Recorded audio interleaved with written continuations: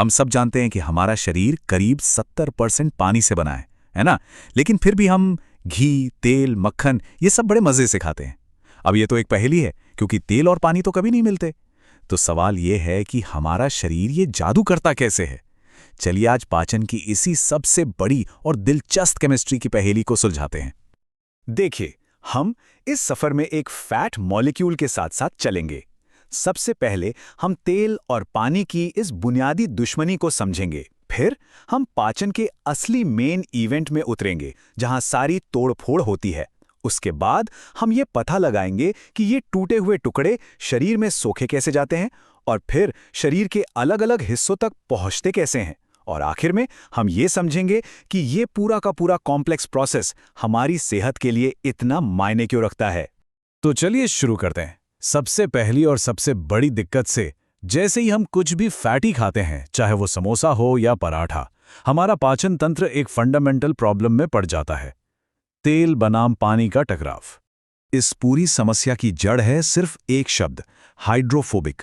इसका सीधा सा मतलब है पानी से डरने वाला। फैट के अणु हाइड्रोफोबिक होते हैं, मतलब उन्हें पानी से सख्त नफरत है। वो पानी से दूर भागते हैं। और यही वो सबसे बड़ी चुनौती है जिससे हमारे पानी से भरे डाइजेस्टिव सिस्टम को हर हाल में पार करना होता है। वैसे ये लड़ाई मुंह में लार से और फिर पेट में एसिड के साथ ही शुरू हो जाती है। कुछ एंजाइम्स वहां थोड़ी बहुत कोशिश करते हैं, लेकिन सच कहूं तो ये सब तो बस ट्रेलर है। असली एक्शन, असली मुकाबला तो अभी शुरू होना बाकी है, और वो होता है हमारी छोटी आंत में। और अब हम आ गए हैं कहानी के मेन सीन पर, छोटी आंत।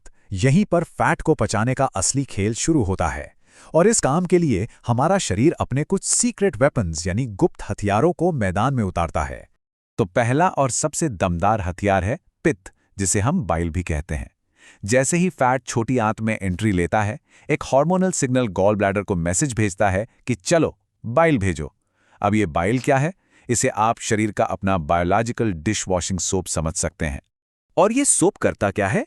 इसका काम कमाल का है। ये तेल की बड़ी बड़ी गोलियों पर हमला करता है और उन्हें हजारों लाखों नन्ही नन्ही बूंदों में तोड़ देता है। इससे होता यह है कि फैट का सरफेस एरिया, यानी वो सतह जिस पर एंजाइम काम कर सकते हैं, वो करीब करीब 1000 गुना बढ़ जाता है। ये स्टेप अगले एक्शन के लिए एक असली गेम चेंजर है। तो ये एक तरह का डबल अटैक है। पहला है फिजिकल अटैक, मतलब बाइल का तेल की बूंदों को तोड़ना, इसे कहते हैं इमल्सिफिकेशन। और फिर होता है केमिकल अटैक, जहां पैंक्रियास से आने वाले एंजाइम्स इन छोटी छोटी बूंदों पर हमला करते हैं और उन्हें केमिकली तोड़ते हैं। अच्छा, तो इस केमिकल अटैक का नतीजा क्या होता है? फैट का बड़ा अणु अपने सबसे छोटे बिल्डिंग ब्लॉक्स में टूट जाता है। हमें मिलते हैं 2 फ्री फैटी एसिड और एक मोनोग्लिसराइड। बस अब जाकर ये इतने छोटे और मैनेजेबल हुए हैं कि शरीर इन्हें हैंडल कर सकता है। ठीक है, फैट को छोटे छोटे टुकड़ों में तोड़ तो लिया, पर अब एक नई पहेली सामने खड़ी है। ये टुकड़े तो अब भी पानी से नफरत करते हैं, है ना? तो फिर ये आंत की पानी वाली दीवार को पार करके कोशिकाओं के अंदर कैसे जाएंगे?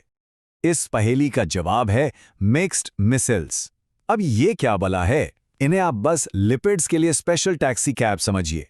बाइल सॉल्ट्स इन फैटी एसिड्स और मोनोग्लिसराइड्स के चारों ओर एक गोला बना लेते हैं। इस टैक्सी का बाहरी हिस्सा पानी में घुल जाता है, जबकि अंदर की सवारियां यानी फैट के टुकड़े सुरक्षित रहते हैं। यह पूरा सिस्टम ना बहुत ही चालाकी से काम करता है।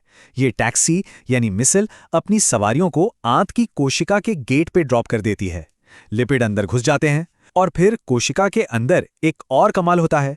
इन टुकड़ों को फिर से जोड़कर पूरा का पूरा फैट मॉलिक्यूल यानी ट्राइग्लिसराइड बना दिया जाता है और फिर उन्हें काइलोमाइक्रॉन नाम के बड़े डिलीवरी ट्रक्स में पैक कर दिया जाता है। तो पैकेजिंग हो गई, डिलीवरी ट्रक तैयार हैं। अब इन्हें शरीर के ब्लड सर्कुलेशन के हाईवे पर भेजना है।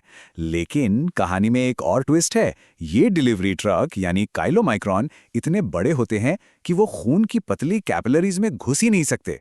तो अब क्या होगा? तो क्या हर तरह का फैट, चाहे वो छोटा हो या बड़ा, शरीर में ट्रांसपोर्ट होने के लिए एक ही रास्ता देता है? जवाब है बिल्कुल नहीं। यहां पर 2 अलग अलग हाईवे हैं। जो लंबे चेन वाले फैट्स हैं, जिन्हें बड़े बड़े काइलोमाइक्रॉन ट्रकों में पैक किया गया है, वो ब्लड की तंग गलियों से नहीं जा सकते। इसलिए वो एक अलग चौड़ा रास्ता लेते हैं, लिम्फेटिक सिस्टम। ये एक तरह का पैरेलल हाईवे है। जबकि जो छोटे और मीडियम चेन वाले फैटी एसिड्स हैं, वो इतने छोटे होते हैं कि वो सीधे खून में मिल जाते हैं और सीधे लिवर पहुंच जाते हैं। अच्छा, तो इतनी सारी साइंस और बायोलॉजी की बात हो गई, पर सवाल ये है कि ये सब हमारी रोज की जिंदगी के लिए जरूरी क्यों है। चलिए अब डॉट्स को कनेक्ट करते हैं और देखते हैं कि इस पूरी प्रक्रिया का हमारी ओवरऑल हेल्थ से क्या लेना देना है। सोचिए, ये पूरा प्रोसेस एक टीम एफर्ट है। लिवर, गॉल ब्लैडर, पैंक्रियाज ये सब मिलकर काम करते हैं। अगर इस टीम का एक भी खिलाड़ी, मान लीजिए लिवर या पैंक्रियाज, ठीक से काम ना करे तो पूरा सिस्टम गड़बड़ा जाता है। इसका नतीजा, फैट ठीक से पचेगा नहीं, शरीर उसे सोख नहीं पाएगा और इससे कई तरह की स्वास्थ्य समस्याएं पैदा हो सकती हैं। और बात सिर्फ फैट को पचाने की नहीं है।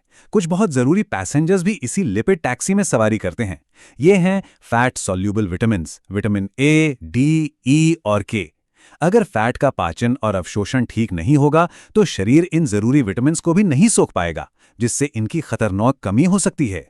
तो अगली बार जब कोई कुछ फैटी खाए तो एक पल के लिए शरीर के अंदर चल रही उस कमाल की मशीनरी के बारे में जरूर सोचिएगा। ये सब जानने के बाद डाइटरी फैट को देखने का नजरिया थोड़ा तो बदलता है ना? ये सिर्फ कैलोरीज नहीं है, ये एक अविश्वसनीय यात्रा की शुरुआत है जो हर निवाले के साथ हमारे अंदर होती है।